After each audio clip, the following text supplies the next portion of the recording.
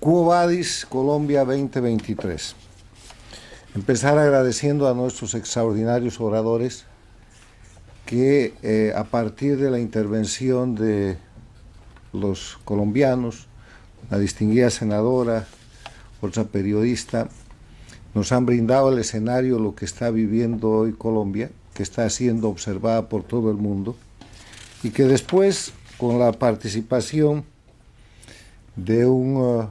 catedrático, profesor y político chileno, de un periodista peruano, de un académico y político mexicano y de un político venezolano,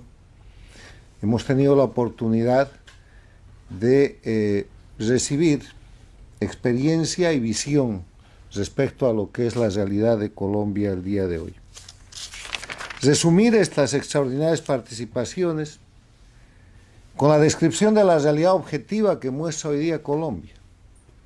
Tiene un presidente de minoría, porque Petro es un presidente de minoría. Fue la primera minoría en la primera vuelta y como la segunda vuelta busca generar un ganador, triunfó y es presidente.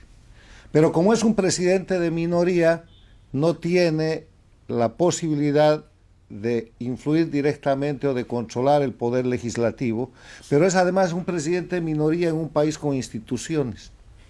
que tiene separación e independencia de poderes, que tiene un poder judicial confiable e independiente, que tiene instituciones económicas, que tiene política exterior, que tiene tratados internacionales, que tiene fuerzas armadas y de seguridad institucionalizadas, un país sólido que es Colombia. Entonces, un presidente de minoría que llega, segundo elemento, con una agenda no nacional, con una propuesta transnacional que aquí se ha llamado franquicia y que viene de la mano de lo que es el socialismo del siglo XXI o el castrochavismo, que ha aplicado esa agenda en Venezuela, convirtiéndola en dictadura y en crisis humanitaria, en Bolivia, convirtiéndola en dictadura, en Estado plurinacional y en narcoestado, en Nicaragua, convirtiéndola en dictadura y en crisis total, y que ha pretendido aplicar esa agenda en el Ecuador por 10 años con Correa y que el Ecuador ha sido rescatado por la gestión del presidente Lenín Moreno, y que repite esa agenda donde puede. La trató de aplicar en el Perú con Castillo y terminó con autogolpe y con Castillo en la cárcel. Ha tratado de avanzar con esa agenda con Boric en Chile y está siendo derrotado por la fuerza de la población chilena que ha rechazado la Constitución plurinacional en septiembre del año pasado y que acaba de dictar nuevos parámetros para la reforma constitucional en la que insiste el presidente Boric, que ha rechazado y resistido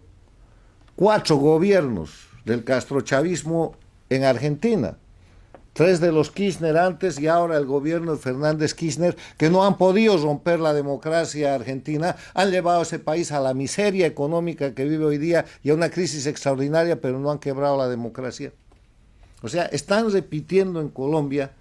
una agenda aplicada durante todo el siglo XXI en las Américas que solo ha generado miseria, desgracia, violación a los derechos humanos, instauración de narcoestados y un sistema de delincuencia organizada transnacional. O sea, lo que está pasando hoy día en Colombia no es nada nuevo. Pero como bajo ese viejo adagio de que nadie aprende de experiencia ajena, parece que los colombianos estuvieran descubriendo hoy día algo realmente nuevo que ya se aplica desde hace más de 20 años en la región y que ha generado grandísimas desgracias, como la del pueblo venezolano que tiene 7 millones de exiliados,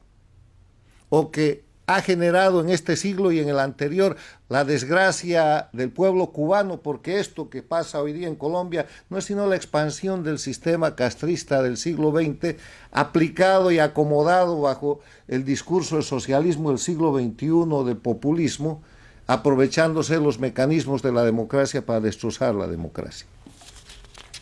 Tercer punto es que conociendo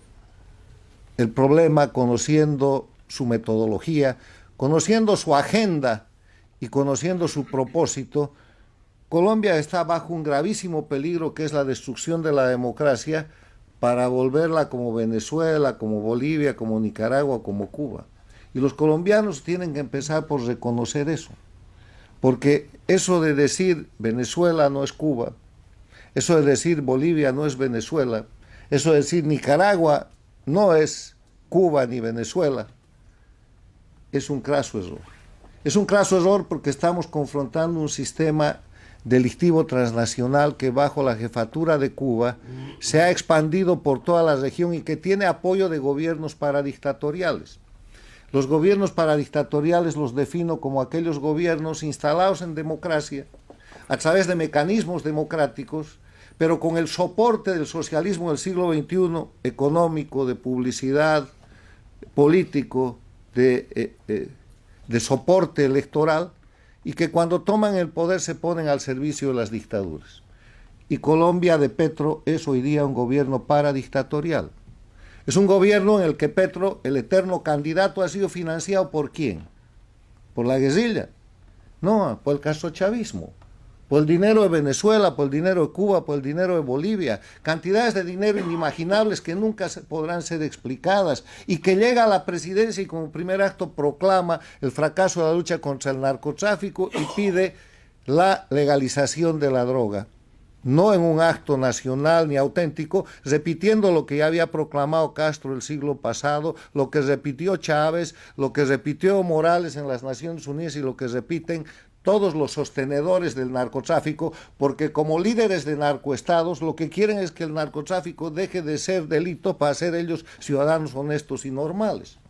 Petro ha ido más allá, ha dicho que la manera de bajar la criminalidad es quitar los tipos delictivos. Entonces, si algo no es delito, si matar no es delito, dejan de haber asesinos.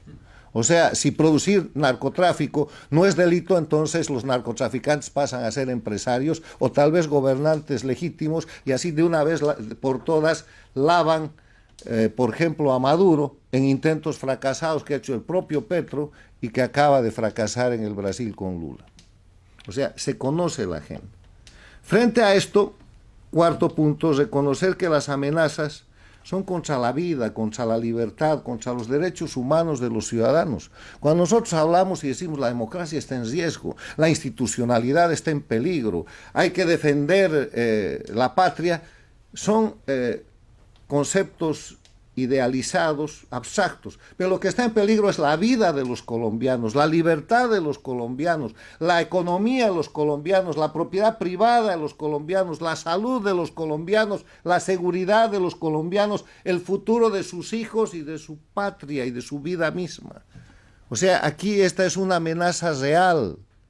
Hace 20 años nadie podía imaginar que de Venezuela iban a salir 7 millones de personas y que iban a estar vagando por diferentes países, expulsados de un lado al otro en una situación de miseria, porque Venezuela era el país más rico de América Latina, el más estable y, como aquí se ha dicho, el centro de protección a la gente perseguida por las dictaduras. Era un centro de democracia regional. Colombia, que es el país económicamente más libre, más poderoso, con tratados de libre comercio, con intercambio comercial, con avance tecnológico, puede ser convertido en una miseria en poco tiempo y los perjudicados van a ser los colombianos.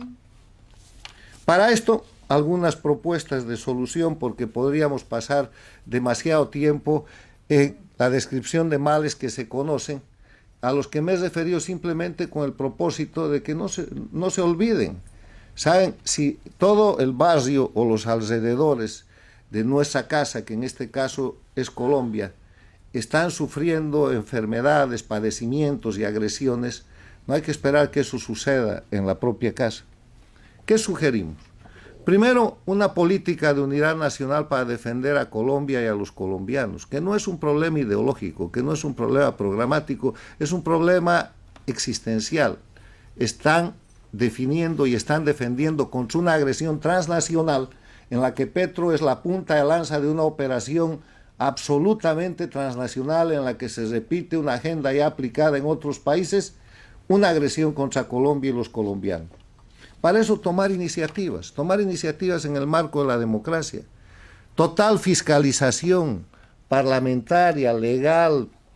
popular, de prensa, lo están haciendo, pero hay que persistir en eso y hay que insistir, poniendo a Petro y su gobierno en la línea de lo ilegal, en la línea de la violación de la ley, con las acusaciones jurídicas que sean necesarias en el momento oportuno,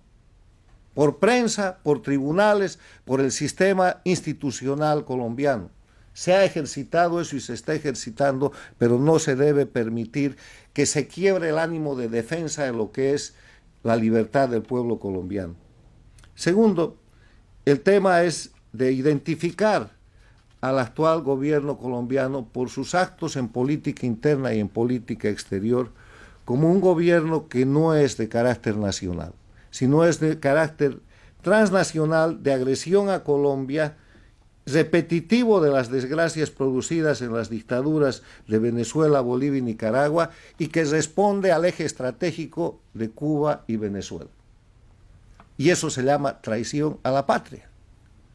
Y en esa condición no es posible que un gobierno de ese tipo avance. Y para eso hay una larguísima agenda de las cosas que en menos de un año ha hecho Petro en política exterior y en política interna, y que se ven reflejadas con los tres grandes temas que al parecer ha hecho como eje de quiebre o como punto de quiebre, que son la reforma de salud, la reforma laboral y la reforma pensional. En Venezuela hicieron lo mismo, en Bolivia hicieron lo mismo, en Nicaragua hicieron lo mismo. ¿Y qué hicieron? Dejaron a la gente sin empleo, se robaron toda la plata de los fondos de jubilación y la gente no tiene salud, porque han llevado además médicos esclavos cubanos para reemplazar la medicina nacional. Eso quieren para Colombia.